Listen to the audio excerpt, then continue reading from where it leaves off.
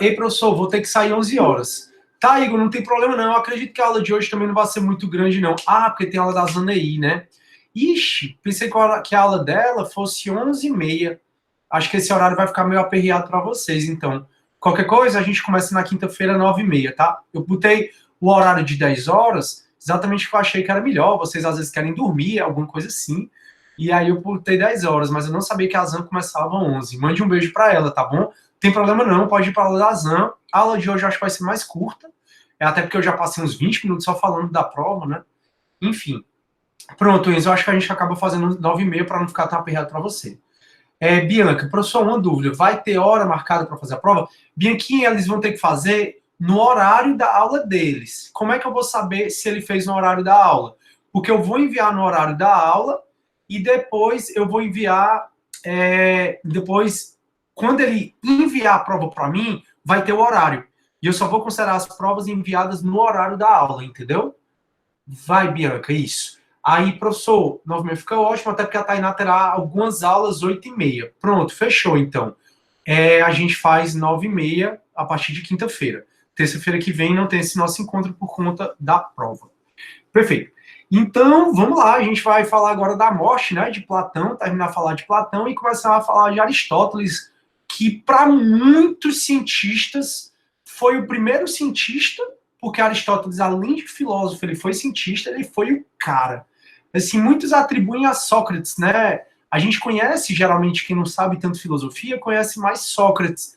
Mas se você estudar um pouco mais a fundo a filosofia e se você tender um pouco mais para a área de ciências, você vai perceber que Aristóteles é o grande queridinho dos cientistas. E para muitos, como eu falei, ele foi considerado o primeiro cientista, até porque ele vive no período sistemático, e agora a gente está iniciando o período sistemático, já eu sistematizo isso para vocês, e a gente vive no período sistemático exatamente porque ele criou uma espécie de enciclopédia. Antigamente, até quando eu era criança, e você pode perguntar aos pais de vocês, a gente estudava muito, não pelo Google, não por essas ferramentas legais que tem hoje. A gente estudava muito pela enciclopédia, uma famosa enciclopédia Barça. E a primeira enciclopédia quem fez foi Aristóteles. Ele categorizou os animais, então ele fez um tipo de categorização dos animais que foi usado por mais de 1000 anos. Então ele foi muito legal porque ele foi muito realista, ou seja, ele se contrapôs muito às ideias de Platão, e ele diz, esse negócio de ideia, mundo das ideias, mundo real, não existe isso não. Ele era um filósofo extremamente realista, então ele focava muito na observação. E ele foi muito inteligente porque ele conseguiu fundir filosofia e ciência, e ele conseguiu fundir teoria e prática. Ele foi um cara extremamente prático. Por que ele conseguiu fundir teoria e prática? Ele estudava muito matemática, e a matemática ela é muito abstrata, né? A gente fica pensando muito nas fórmulas, nos números, e ele estudava muito biologia. O pai dele, inclusive, era médico, e ele estudou medicina até os 17 anos, quando ele foi para a Academia de Platão, que a gente vai já falar sobre isso também. Tudo que eu estou falando, pessoal, estou só jogando informações, mas aí eu vou repetir de maneira mais linear para vocês. E aí, no final das contas, ele estudou medicina, com 17 anos ele foi estudar lá na Academia de Platão, e ele simplesmente, além desse conhecimento da matemática, ele, por ter estudado medicina, por o pai ter sido médico, ele observou muito, por isso que ele foi um cara extremamente prático. Ou seja, ele foi um cara extremamente realista e um cara extremamente de teoria.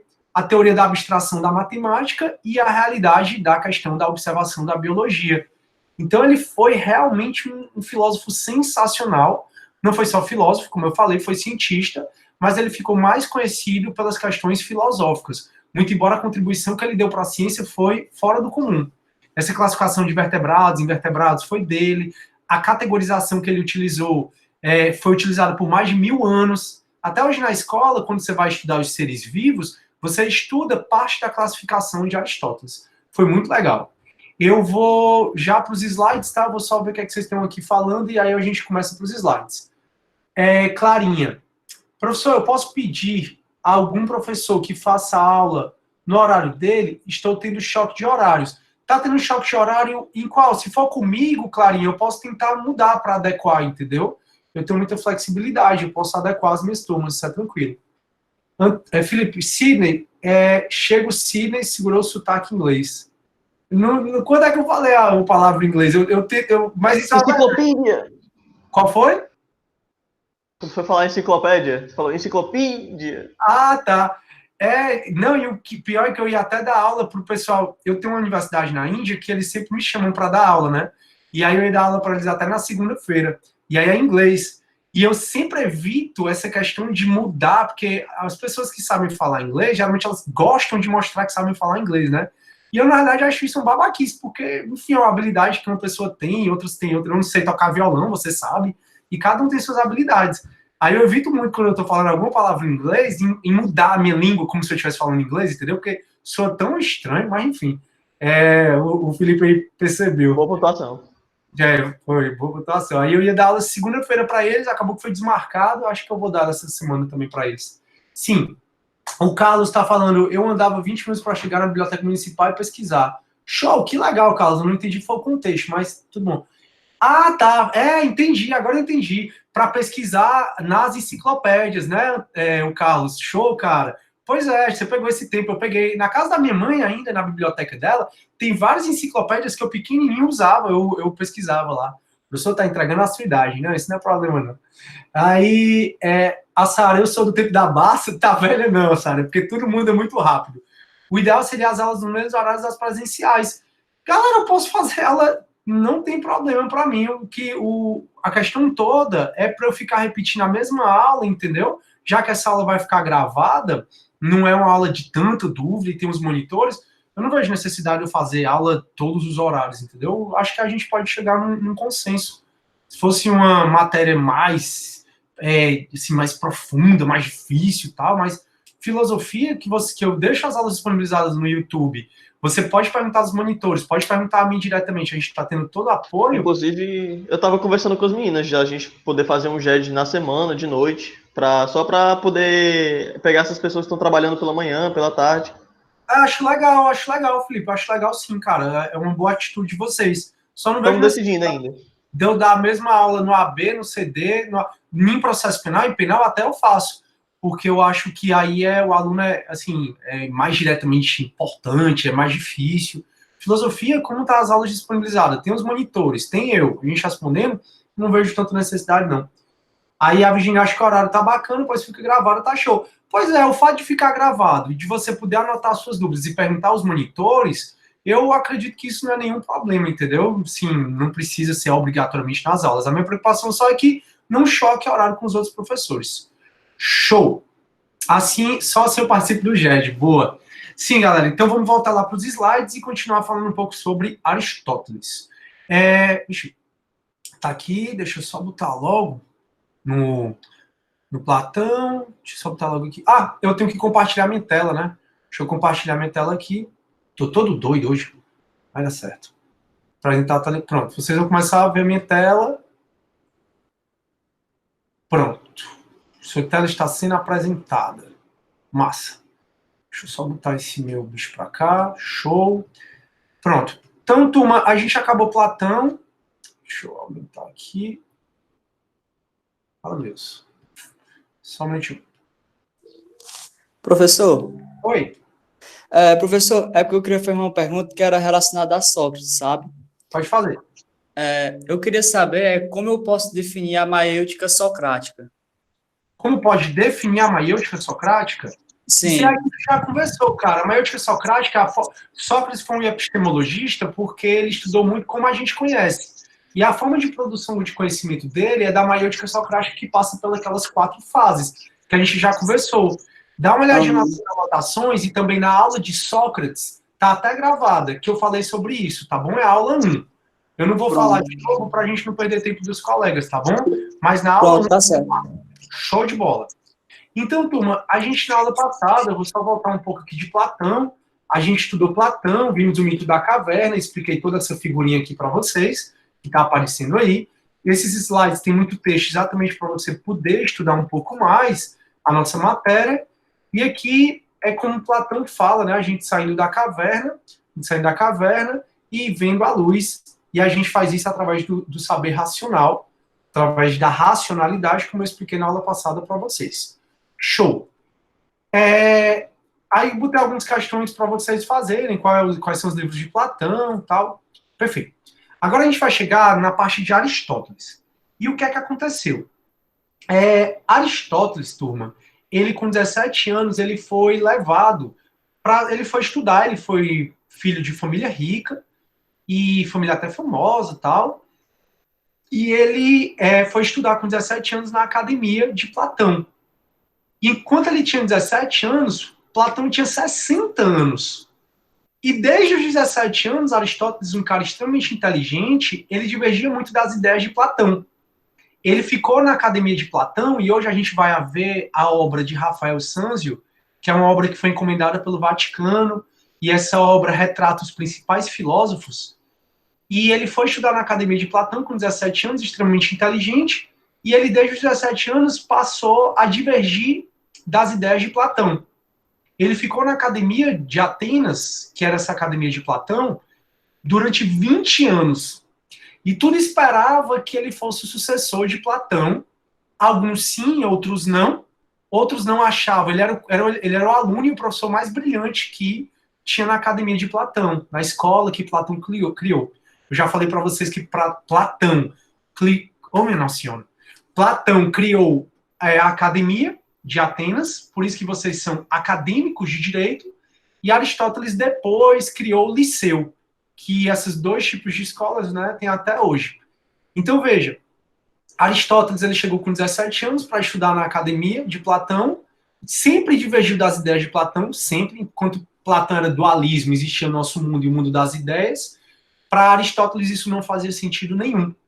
E aí ele passou 20 anos como aluno e professor. Quando Platão morreu, ao invés dele... Ele ficou muito chateado, porque ele não foi o sucessor de Platão. E aí ele saiu e fundou o Liceu, que rivalizou com a Academia de Platão.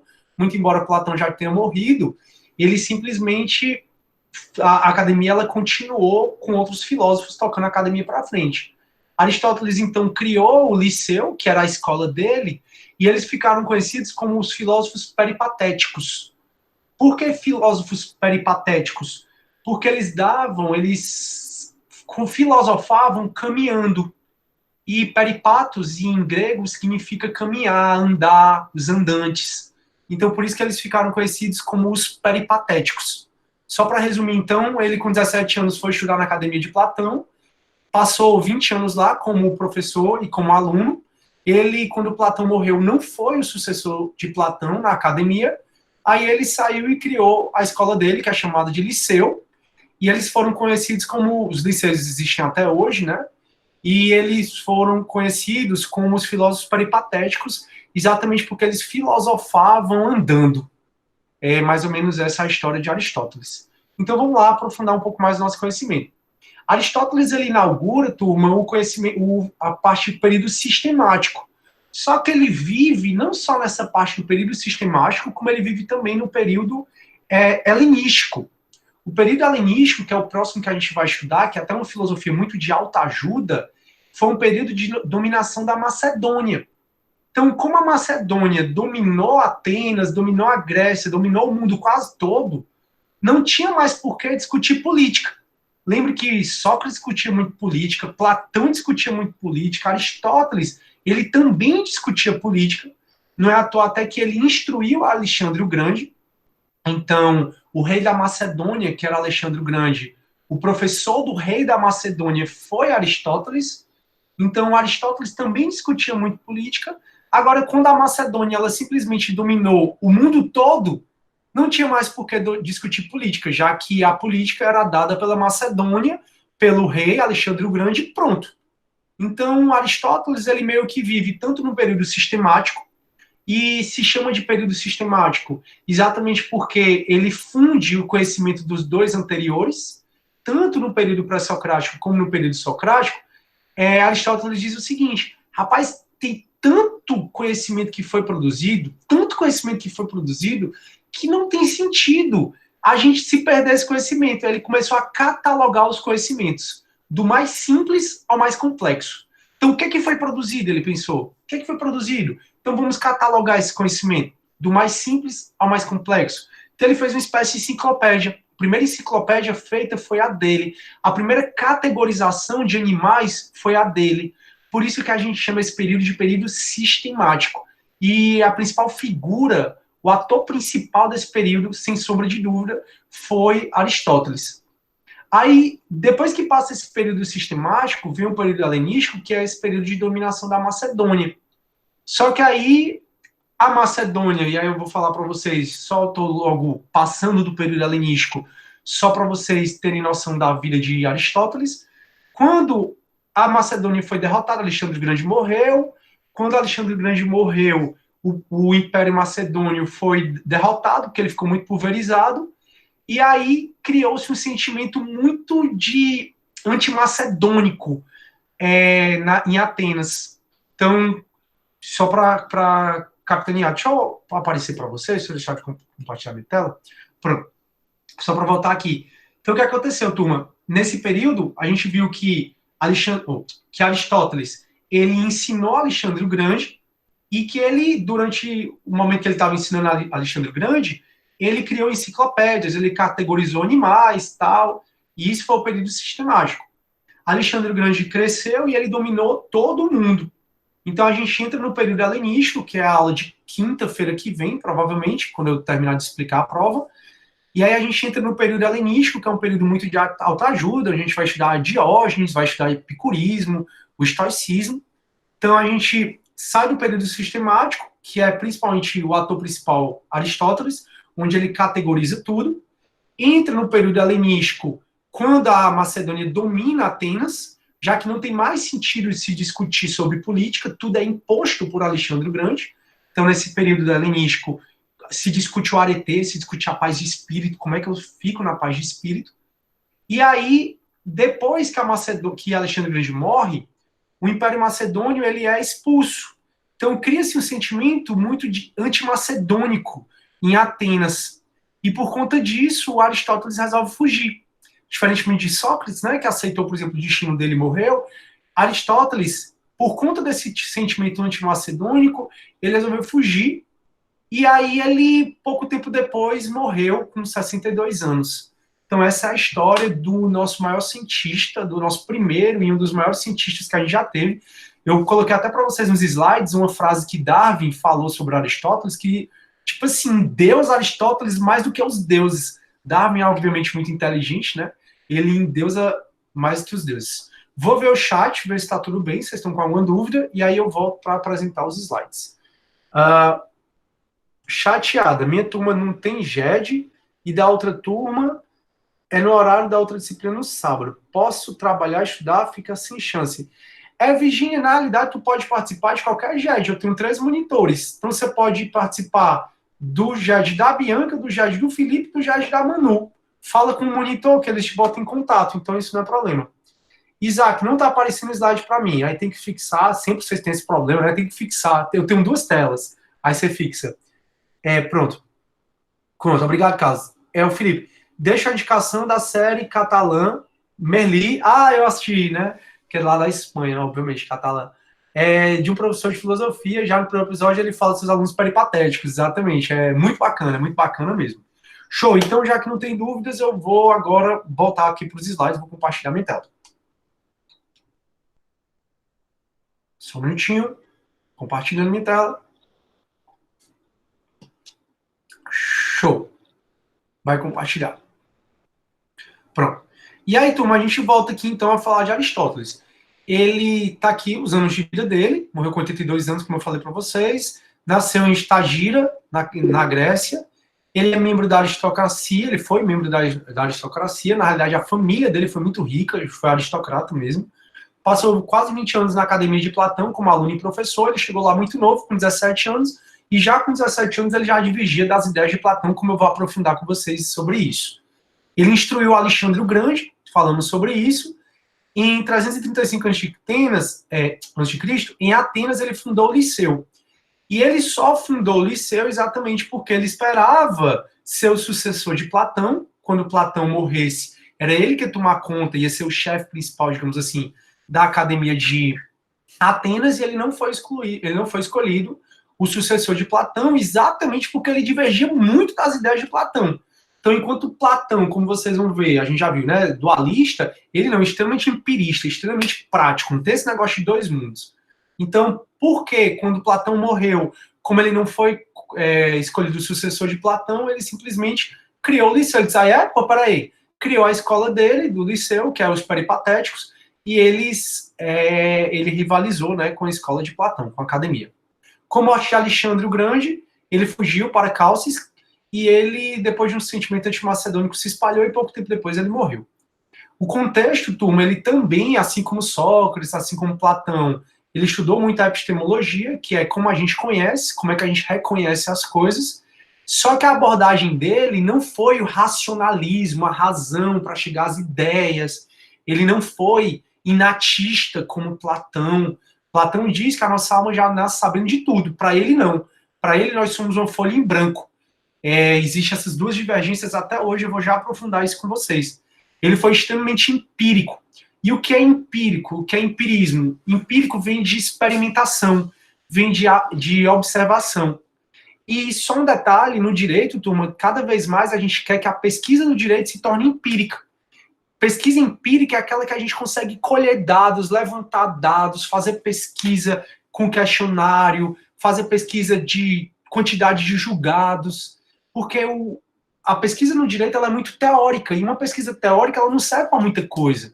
A saúde, a engenharia, a tecnologia, né, eles estão anos-luz na frente do direito em relação à pesquisa, exatamente porque eles trabalham muito com experimentação. O direito, como ele não tem um laboratório, como a ciência em si, ou como a tecnologia, a gente perde a noção que a gente tem que fazer pesquisa empírica mesmo, de experimentação, de realidade. E foi o que Aristóteles fez, ele observava a realidade, ele experimentava a realidade. O pessoal, Aristóteles foi um cara tão fora do comum que ele, inclusive, falou do ciclo da chuva.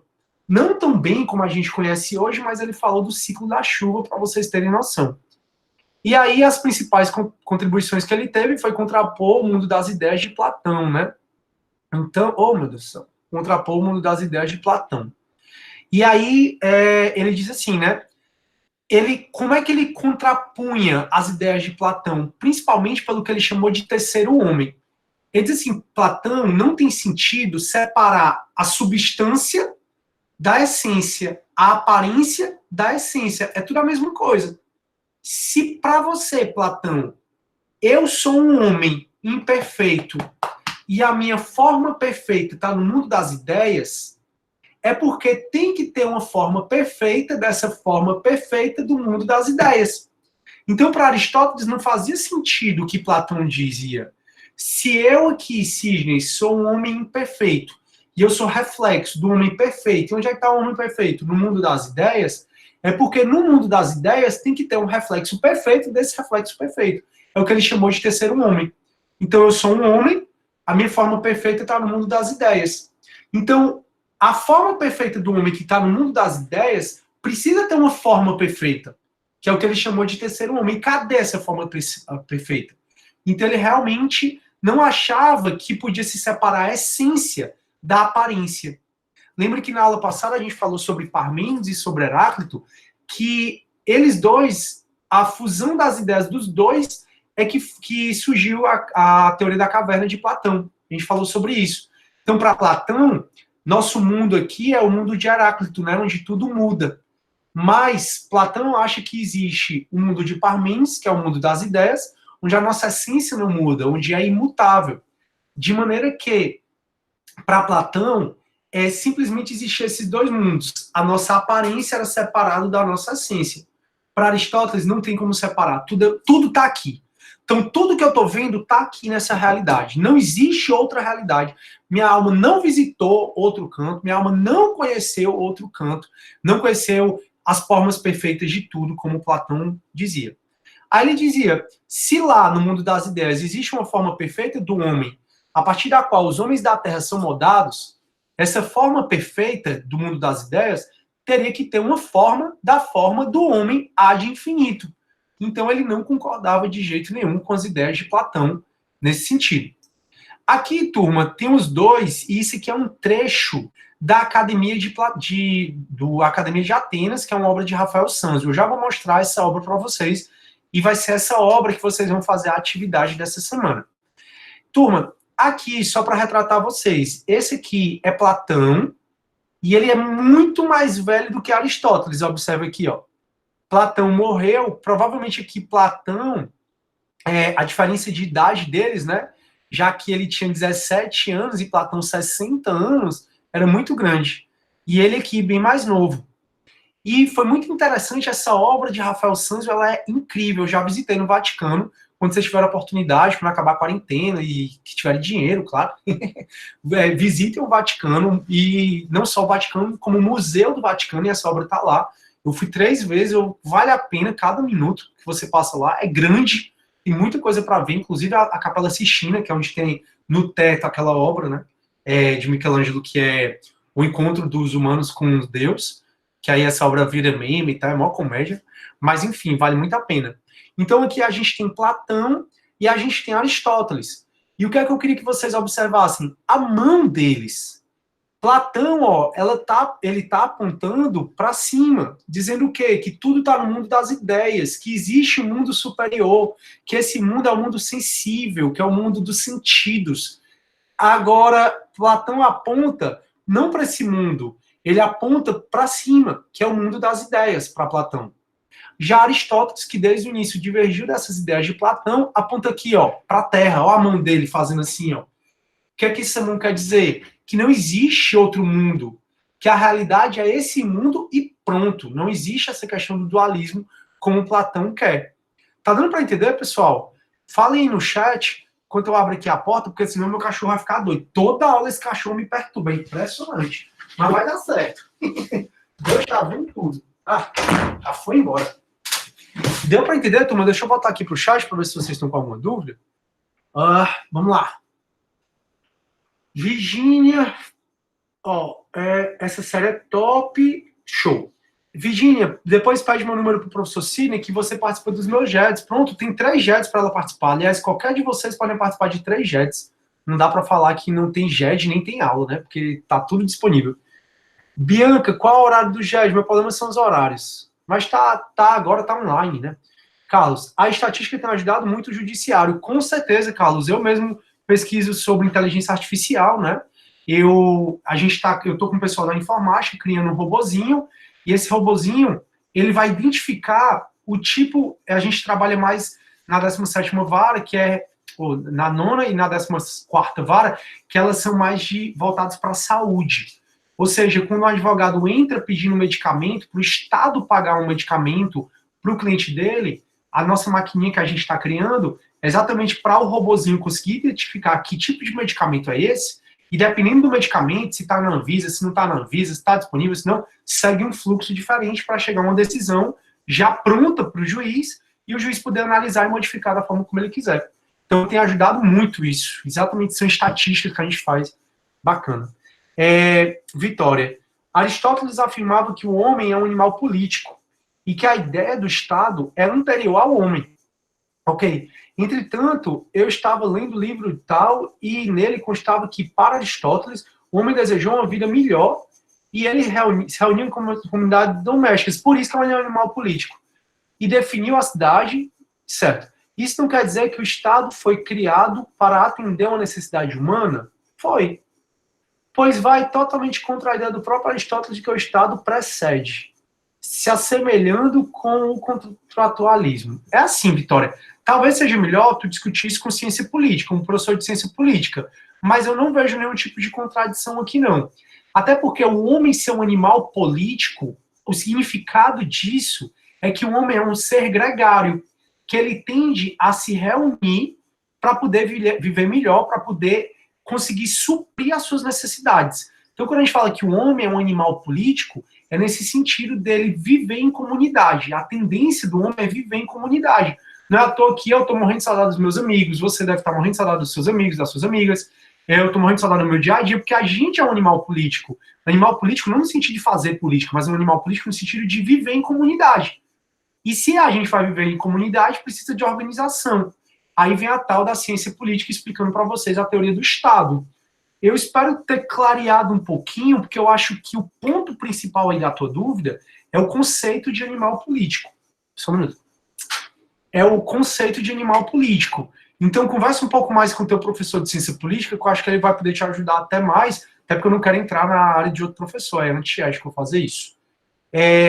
Aí o Carlos sim, Antônia sim, Malan. Professor, o mundo pós-pandemia vai ser propício à pesquisa científica e jurídica?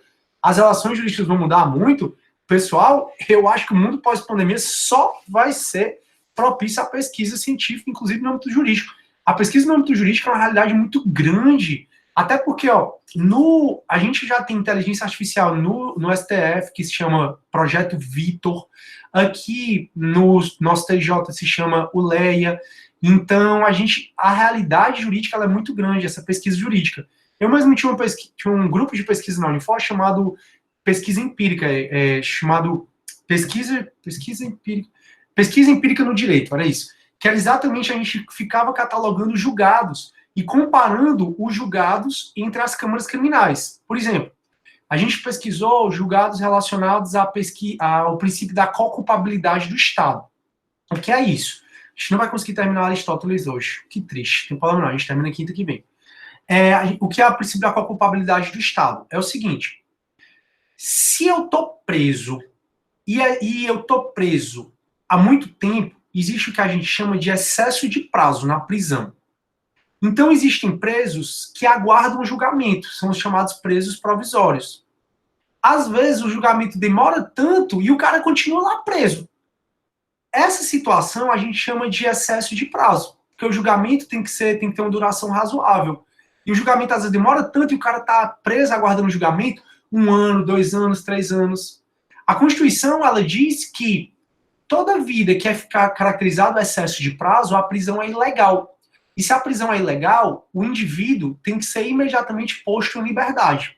Estou tentando usar palavras bem simples para vocês entenderem. Se eu estiver explicando para o pessoal de processo penal, seriam outros termos. Mas acho que está dando para vocês entenderem. Se o cara está preso provisoriamente, ou seja, aguardando o julgamento, e o julgamento está demorando, ele continua preso, a Constituição caracteriza isso como excesso de prazo, e se tem excesso de prazo, a prisão é ilegal. E se a prisão é ilegal, o indivíduo tem que ser posto imediatamente em liberdade. Está no artigo 5º65 da Constituição, chamado relaxamento de prisão. Beleza. Aí o que é que acontece? Muitos advogados entram com habeas corpus no TJ, alegando excesso de prazo no julgamento e que os clientes deles têm que ser soltos, já que a culpa do julgamento estar demorando não é do cliente deles, é do judiciário, que é moroso mesmo.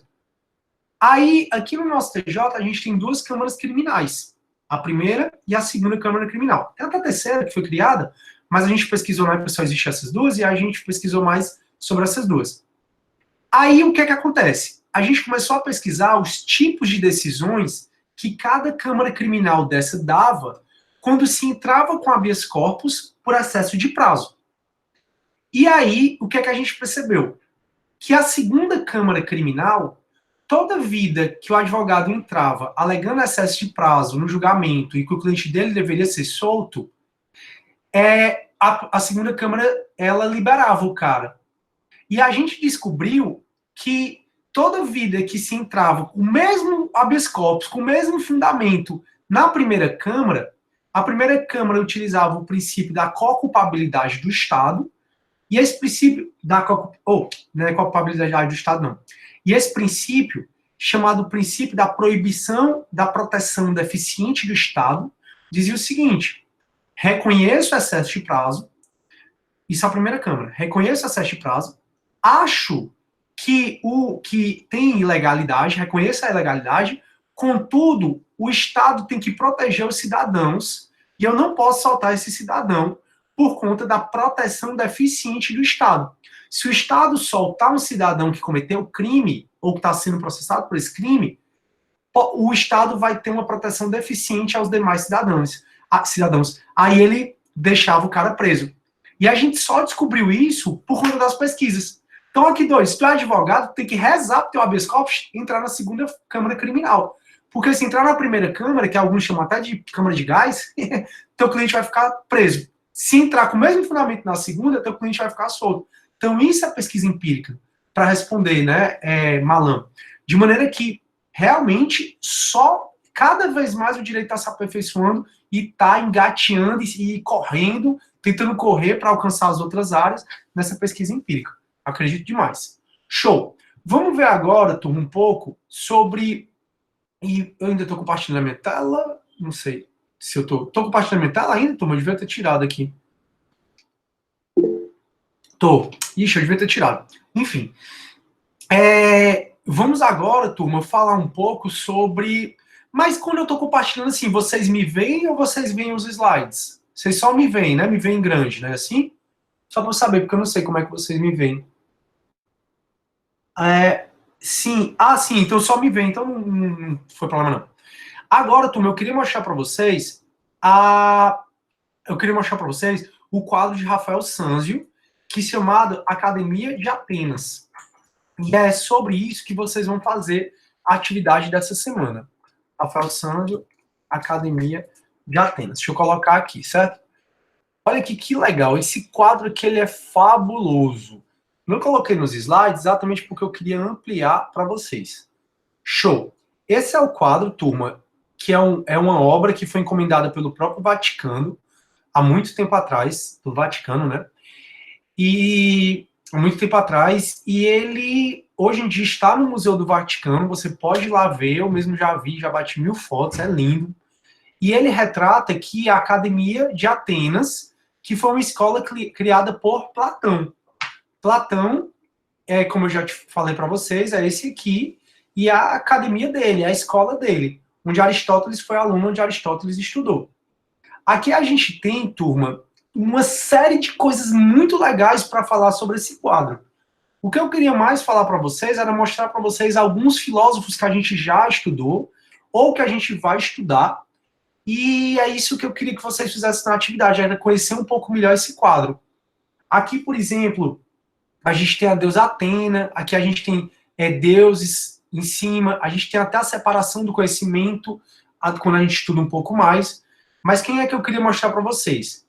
Esse aqui é Platão, esse aqui é Sócrates, esse cara aqui, ó, tá dando para vocês enxergarem? Não consigo ampliar mais. Esse cara aqui é Sócrates, olha que legal. Então Sócrates ele foi retratado aqui. Obviamente Sócrates já tinha morrido, mas ele foi retratado aqui. Sabe quem é esse cara aqui, ó? Que tá com um livro, olhando? Professor. Esse aqui. Oi? Os dois do meio são Platão e Aristóteles, não é isso? Exatamente. Esse aqui, ó. Tá. Você tinha dito Sócrates. Não, Sócrates é esse aqui, ó. Tá acompanhando o mouse? Sim. Esse aqui é Platão, esse é Aristóteles e esse Sócrates. Se eu falei errado, assim, acho que deu tilt. Mas esse cara aqui é Sócrates, esse aqui é Platão e esse aqui é Aristóteles. Que é até essa parte aqui que tá no slide para vocês. Show. Esse cara bem aqui, turma, ele é Pitágoras. Esse cara bem aqui é Pitágoras. Esse aqui é Parmênides, que tudo para. E o que eu acho legal é que Rafael Sanzio, ele pintou os dois com ideias opostas, porque esse aqui, para alguns, é Michelangelo, só que prevalece que esse cara aqui é Heráclito. Lembram que para Heráclito tudo é movimento? Pois é. Pois esse aqui, que está parado, é Heráclito. Mas para ele, tudo é movimento. E esse aqui, que está em movimento, é Parmênides. E para ele, tudo está parado, né? Então, Rafael Sanzio meio que pintou Parmênides em movimento e Heráclito parado. Eu achei isso fantástico, eu achei isso brilhante. Professor. Oi? Esse cara de azul, bem no meio, sem ser o Aristóteles, o que está deitado, é o cara do barril, é? Exatamente, é o Diógenes. A gente vai estudar sobre ele quando a gente falar de filosofia helenística, ou quinta-feira que vem, ou na outra terça. É o próximo que eu ia falar para vocês, é o Diógenes. E aí ele é o cara do barril que eu expliquei para vocês. Tu lembra, né, das histórias, essas histórias? Eu adoro falar história, porque a história o aluno lembra, que é uma beleza. Enfim, tem muito mais filósofos aqui, mas o que eu queria mostrar para vocês era Diógenes, Aristóteles, Platão, Sócrates. Oi? Você sabe dizer com quem o Sócrates está conversando? O Felipe, para ser bem sincero, cara, tem muita divergência sobre quem é quem aqui, e eu não tô conseguindo lembrar quem é que ele tá conversando. Não tô com... Pra mim, ele tá conversando com um bocado de gente, né? Com esse, com esse, com esse, com esse. E esse aqui ainda deve estar divergindo, ó. Tá vendo que ele tá conversando com esse, com esse, com esse, com esse? Pra mim, né? Eu não lembro quem são essas pessoas. Assim, até porque não se sabe se Rafael Sanzio, ele realmente sabia de muito filosofia, porque o cara, para pintar um quadro desse, até porque ele dividiu matemática, poesia, filosofia, foi muito legal o que ele fez. E não se sabe se foi o Papa da época que explicou para ele que queria desse jeito, sabe? Mas assim, a gente pode passar 3 horas aqui falando sobre essa obra, ainda tem coisa para falar. Não é tão pacífico quem é quem aqui. Assim, que esse é Aristóteles, que esse é Platão, aí é pacífico. Que esse é Sócrates, é pacífico. Que esse é Parmênides, Pitágoras, aí tudo bem. Mas alguns não se sabe quem é propriamente, sabe? Então eu realmente não lembro quem é que Sócrates está conversando. Mas depois pesquisa exatamente o trabalho que vocês vão ter na atividade, vai ser exatamente fazer uma análise desse quadro. Eu vou passar para vocês. Show de bola? Tranquilo? E aí, turma, como é que vocês estão? Algum motivo para Sócrates não estar no centro? Na verdade, Enzo, Sócrates não existia, né? Quando a academia foi criada, Sócrates ainda não existia. Platão criou a Academia de Atenas tão somente depois da morte de Sócrates. Então, Sócrates aí é como se fosse imaginário. Muitos dos filósofos aí é como se fosse imaginário. E é como eu disse no começo da aula, Enzo, eu não sei se tu lembra. A gente... Quem não conhece muito filosofia, e até eu me enquadro nisso, porque tem que ser humilde para de conhecimento, quem não conhece muito filosofia sempre bota Sócrates como no centro de tudo. Tanto é que a gente diz, Sócrates foi um divisor da filosofia, tem um período pré-socrático, e o período socrático, o período pós-socrático. Contudo, para muitos, não foi Sócrates o cara, não. Sócrates fez o que foi mais difícil, porque realmente é mais difícil começar. Realmente, tudo na vida, o que é mais difícil? É começar. Então, foi Sócrates que começou. Bora começar a usar o raciocínio, a razão. Então, realmente, Sócrates ele foi o cara por conta disso. Mas, para muitos, ele não soube fazer. Exatamente pela forma como ele batia de frente com as pessoas, sabe? Para muitos, Platão foi o cara. E para outros, quem foi o cara mesmo foi Aristóteles. Então, quando a gente começa a estudar mais filosofia, a gente meio que quebra esse paradigma, dizendo que Sócrates foi o centro de tudo, entendeu? E assim, como foi um quadro encomendado pelo Vaticano, e está no Museu do Vaticano até hoje, provavelmente foi o Papa da época que disse que queria dessa forma, né? Vou refazer o quadro e colocar... Valeu, Lucas, eu vou anotar aqui para quando eu for corrigir sua prova, você já ter 10, tá bom? Gostei aí do elogio, viu? Foi massa. Turma, se vocês quiserem postar no Instagram e marcar o Unifor e me marcar, viu? É uma boa. Eu reposto, viu? Caso vocês queiram aí, eu vou fazer uma foto bem feliz, assim, ó. Aí você bate foto, e aí você marca a Unifor, me marca que eu reposto. Show. Professor, o Sócrates poderia estar conversando com os sofistas. Conversando não, né? Dando porrada, né? Porque nem Sócrates, nem Platão, nem Aristóteles gostavam muito dos sofistas. Aristóteles menos, até porque Aristóteles recebia para ensinar Alexandre o Grande, então ele não condenava isso, mas o que eles mais condenavam do sofista era a história da verdade. Não esqueçam isso, tá bom? Maria Laura, eu vou até pesquisar com quem Sócrates está conversando, mas eu não lembro. Pode ser que sejam sofistas. Eu não sei porque eu lembro que é um poeta. Tá vindo isso na minha cabeça, um poeta, mas eu não sei. Não lembro direito. Bem Paulo de Tarso, tem que ser humilde perante ao conhecimento. Exatamente, tem que ser humilde. O senhor dá ponto extra? Paulo, não me comprometa, meu amigo. Show. Paulo interesseiro, muito bem, Antônia. Bote o Paulo no lugar dele. Show, galera. Agora vocês então têm outra aula. A gente já deu a nossa horinha de aula. Eu vou encerrar a aula por aqui. A gente encerra Aristóteles na próxima aula. Fechou? Fiquem com Deus. Bom final de semana. Não saiam de casa, tá bom? Se precisar, eu e os monitores estamos à disposição. Vou encerrar a gravação. Beijo, galera. Tchau, tchau.